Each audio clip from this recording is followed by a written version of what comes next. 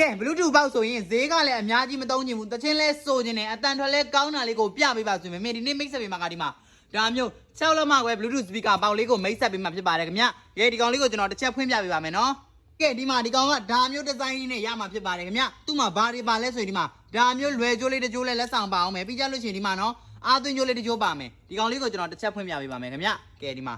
လုံးဝဒီဇိုင်းပိုင်းရောအတန်ပိုင်းရော quality ပိုင်းရောလုံးဝစိတ်ပူစရာမလိုဘူးဒီမှာသူ့မှာဆိုရင် mic ပေါက်တစ်ပေါက်ပါသေးတယ်သူ့မှာက original mic လုံးဝမပါပါဘူးဒါပေမဲ့မင်းကပထမဆုံးဝယ်တဲ့ customer 9ဦးတိတိကိုဒီမှာ